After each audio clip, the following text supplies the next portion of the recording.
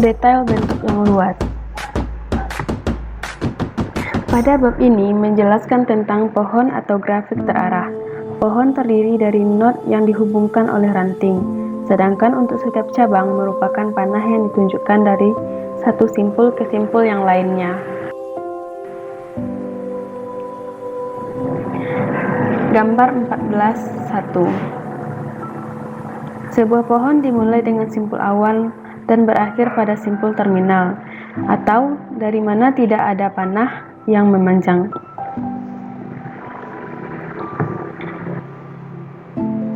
Agar simpul awal dapat dengan jelas menunjuk awal pohon, jadi perlu diterapkan aturan berikut pada pohon. Aturan pohon 1, di mana setiap not adalah penerus dari not awal. Dan not awal adalah satu-satunya yang memiliki properti ini. Sebuah jalur memulai pohon adalah urutan simpul, yaitu 1 dimulai dengan simpul awal, 2 diakhiri dengan simpul terminal, dan 3 memiliki sifat bahwa simpul yang berurutan dalam urutan merupakan penerus langsung satu sama lain. Setiap jalur adalah salah satu cara menelusuri pohon dengan mengikuti cabang-cabangnya. Seperti pada gambar 14.1 ini, satu jalur dimulai dari simpul awal menuju simpul A, kemudian simpul B, dan berakhir di not C.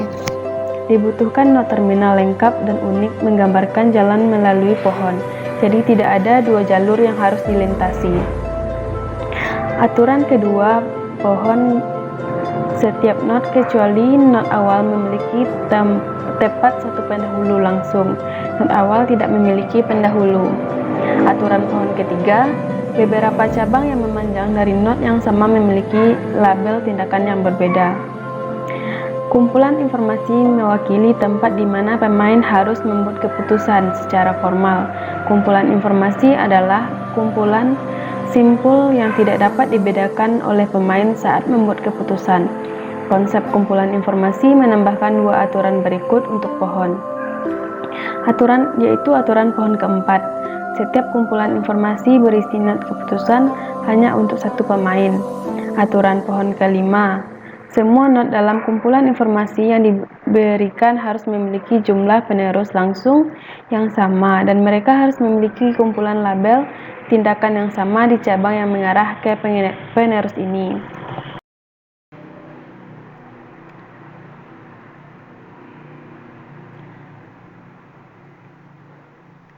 Selanjutnya pada gambar 14.2. Permainan para pemain tidak tahu siapa yang harus membuat keputusan. Intuisi di balik aturan pohon 5 adalah jika seseorang pemain memiliki jumlah tindakan yang tersedia berada di not A, D, dan B, maka dia harus dapat membedakan antara not-not ini, yaitu mereka tidak berada dalam kumpulan informasi yang sama. Sebuah pohon yang melanggar aturan pohon 5 digambarkan oleh gambar 14.2b.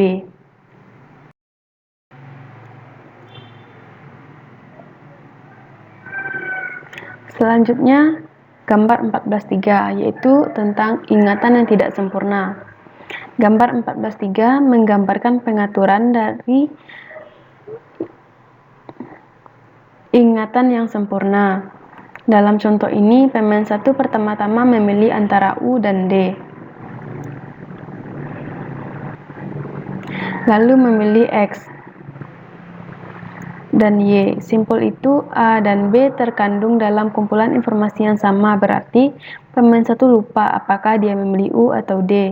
Ketika dia membuat pilihan kedua, teori permainan berfokus pada model dengan ingatan yang sempurna. Beberapa ahli teori permainan telah mempelajari ingatan yang tidak sempurna, tetapi tampaknya mereka salah menempatkan catatan mereka.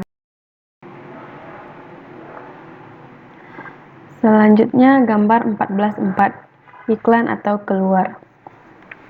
Pada gambar 14.4a, cabang-cabang ini dihubungkan oleh sebuah busur yang menunjukkan bahwa perusahaan 1 dapat memilih angka antara 0 dan 1. Kami memberikan label konfigurasi grafis ini dengan variabel dengan variabel yang merupakan singkatan dari tindakan perusahaan satu. Di bagian dalam busur, menggambarkan simpul generik yang melanjutkan pohon. Perhatikan dalam permainan yang diilustrasikan pada gambar 4A. Pembayaran para pemain tergantung pada A. Dalam versi ini, pemain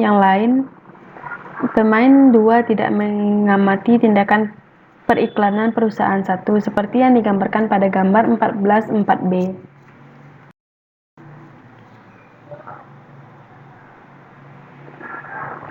Selanjutnya gambar 14.5. Tawar-menawar ultimatum. Model tawar-menawar sederhana yang memainkan peran penting dalam analisis ekonomi.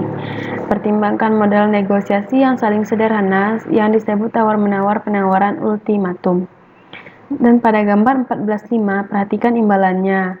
Jika lukisan itu tidak diperdagangkan, kedua belah pihak tidak mendapatkan apa-apa jika lukisan diperdagangkan.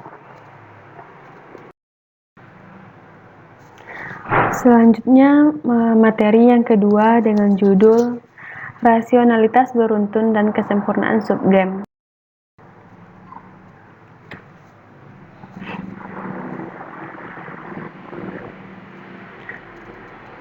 Yang pertama yaitu gambar 15.1, masuk dan predasi. Pada gambar 15.1 ini, representasi bentuk ekstensif dan normal dari permainan pasar ini. Sekilas melihat bentuk normal yang akan mengungkapkan bahwa permainan memiliki dua keseimbangan Nash atau dalam strategi murni, IA dan OP. Keseimbangan sebelumnya harusnya tidak membuat kontroversial. Keseimbangan yang berakhir membutuhkan penjelasan, misalkan para pemain tidak memilih strategi mereka.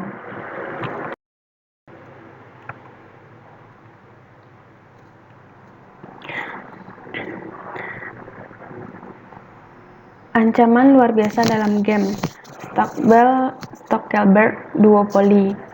Dalam permainan ini, perusahaan satu memilih nomor Ki 1 E12 yang diamati oleh perusahaan 2. Kemudian perusahaan 2 memilih kuantitas Ki 2 sama dengan 0,12. Imbalan perusahaan 1 adalah 12 dikurang Ki 1 dikurang Ki 2 Ki 1. Dan perusahaan 2 adalah dalam kurung 12 dikurang Ki 1 dikurang Ki 2 dalam kurung 2. Ingatlah bahwa strategi perusahaan 2 dapat dinyatakan sebagai fungsi dari S2, di mana 0 sampai 12, S 0 sampai 12, yang memetakan kuantitas perusahaan 1 menjadi kuantitas perusahaan 2 sebagai respon. Hal ini dikarenakan setiap nilai dari Ki 1 menghasilkan satu set informasi yang berbeda untuk perusahaan 2. Bagian C dari latihan meminta Anda untuk mengkonfirmasi bahwa untuk setiap X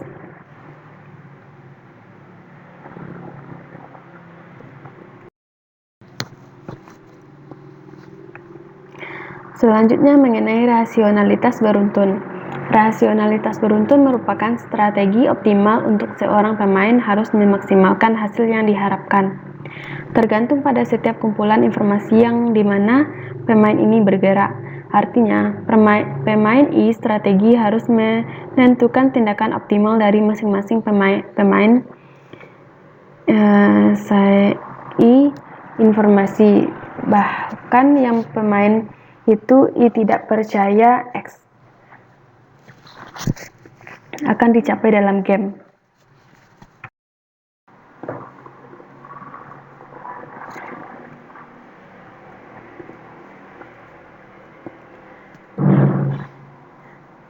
Cara paling sederhana untuk merasionalitaskan sekuensial adalah melalui prosedur yang mengidentifikasi tindakan optimal untuk setiap kumpulan informasi dengan bekerja mundur di setiap permainan. Prosedur induksi mundur ini adalah proses menganalisis permainan dan akhir hingga awal di setiap simpul keputusan. Satu pemogokan dari pertimbangan setiap tindakan yang didominasi, mengingatkan not terminal yang dapat dijangkau melalui permainan tindakan diidentifikasi pada. Selanjutnya gambar 15.2 yang menjelaskan tentang induksi mundur. Pada gambar 15.2 ada dua not di mana pemain satu membuat keputusan. Pada simpul kedua, pemain satu memutuskan antara E dan F. Saat mencapai simpul ini, satu-satunya pilihan rasional pemain satu adalah E. Oleh karena itu, dapat mencoret F sebagai sebuah kemungkinan. Pemain 2 mengetahui hal ini dan oleh karena itu di simpul keputusan yang dipilih keputusan yang lebih rendah ia harus memilih C, atau yang dia tahu pada akhirnya akan menghasilkan hasil 3 untuknya.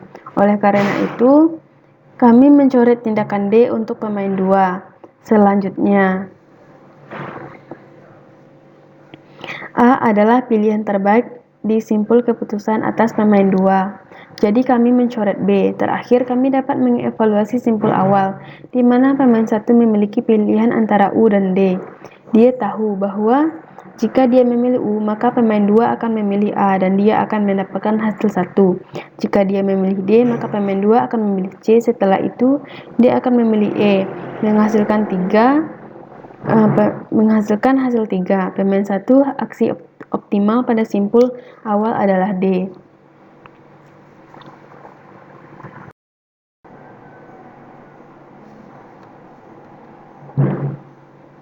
Selanjutnya, kesempurnaan subgame.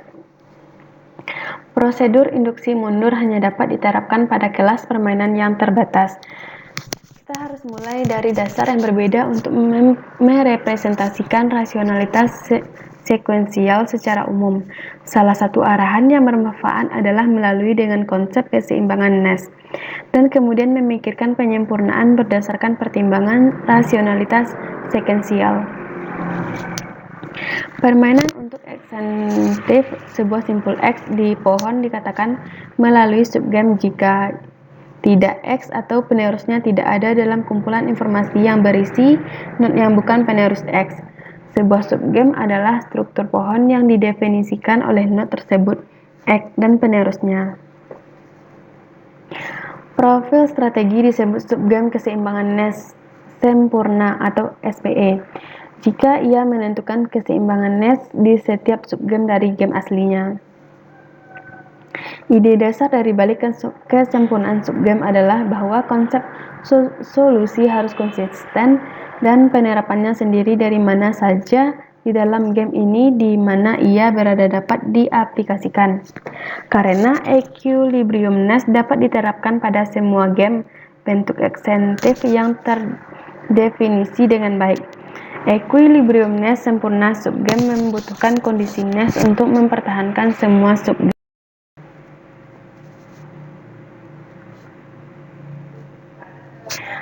Catatan teknis. Untuk not tertentu X dalam sebuah permainan, seseorang pemain nilai lanjutan atau disebut juga imbalan lanjutan adalah imbalan yang pada akhirnya akan diperoleh pemain ini bergantung pada jalur permainan yang melewati not X. Selanjutnya mengenai dominan, kondisi, dan induksi ke depan.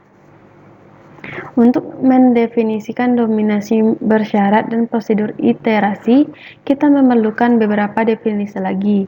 Untuk permainan minat bentuk ekstensif apapun, biarkan H menunjukkan set informasi dan biarkan HI terdapat dari kumpulan informasi untuk pemain I. Untuk setiap profil strategi E, S, dan kumpulan informasi apapun, kita dapat mengatakan bahwa S mencapai H jika sebuah not masuk H berada di jalur melalui pohon itu. S menginduksi. Dengan kata lain, jika para pemain berperilaku sebagai profil S mengatur, kemudian mengatur informasi H akan dicapai dalam permainan. Menulis SH sebagai kumpulan profil strategi dan yang mencapai H. Mengacu pada set informasi H dan subgame kosong dari profil strategi X dengan X1 dikali X2 dikali sampai dengan seterusnya Xn. Pemain IS strategi SI dikatakan didominasi kondisional jika ada kumpulan informasi seperti yang didominasikan di XSH. Sekian yang dapat saya sampaikan, salah dan kurang saya mohon maaf. Assalamualaikum warahmatullahi wabarakatuh.